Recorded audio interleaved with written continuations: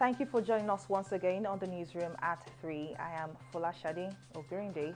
The Department of State Services has said it has only 3 associates of the Yoruba Nation advocate Sunday Adeyemo in its custody. The DSS lawyer, Mr. Awo, spoke at the resumed hearing in a fundamental rights enforcement suit by 12 associates of Igboho who claim to have been arrested since the DSS raided Igboho's Ibadan residence in July 1. However, lawyer to the applicant, Pelumi Olajengbesi, faulted Awo's claim and insisted that all his clients were being held by the DSS. Meanwhile, the DSS failed to produce the applicants on Thursday as against the order for their appearance in court last week. The National Identity Management Commission, NIMC, on Thursday announced it has registered more than 60 million Nigerians for the unique National Identification Number, NIN. The Commission said the feat could not have been made possible without the cooperation of all stakeholders, including the general public. Head of Corporate Communications, Kayode Adegoke, said the Commission is committed to keeping the momentum of speeding up NIN insurance nationwide for better identification, authentication, and improved service delivery. Adegoke, while commending the Minister of Communications and Digital Economy, Issa Pantami, for his leadership, emphasized that NIN remains the primary identification for all citizens and legal residents. In politics, Bayelsa State Governor Duye Diri has cautioned his appointees against early politicking ahead of the 2023 elections. He further threatened to sack anyone found guilty of such misdemeanor. Speaking before the commencement of the weekly State Executive Council meeting, Diri reminded his appointees that while his administration lost considerable time last year due to COVID-19 and needless litigations, there is urgent need to deliver on its campaign promises. For the first time in 4 months, Nigeria on Wednesday confirmed its highest daily infection of 535 COVID-19 cases. This surge raises the nation's positive samples to 172,263.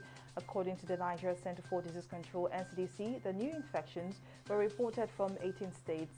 Lagos remains the epicenter, leading with 219 cases, followed by Akwa Ibom and Oyo with 142 cases and 47 cases respectively.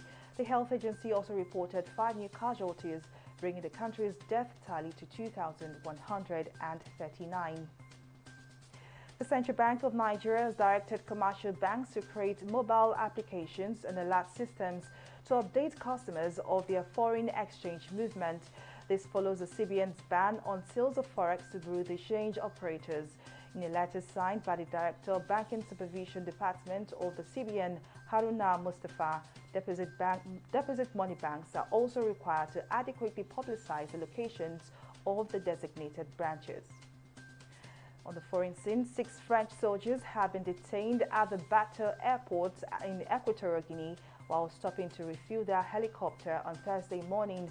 The 6 who the army said were still awaiting authorization to take off were detained a day after Paris court upheld the conviction of the Central African country's Vice President Theodorine Obiang for accumulating luxury properties with illegally obtained funds. According to reports, the unarmed helicopter was making a logistic flight between Cameroon's economic hub of Douala and Gabon's capital of Libreville, where the French military has a base. Following the disqualification of 10 Nigerian athletes for the 2020 Tokyo Olympics, the Ministry of Youth and Sports Development has urged the rest of the team to remain focused. Speaking on the developments, the Permanent Secretary and Chair of the mission of Team Nigeria to Tokyo Games said the situation is being managed in collaboration with the Athletes Federation of Nigeria, AFN.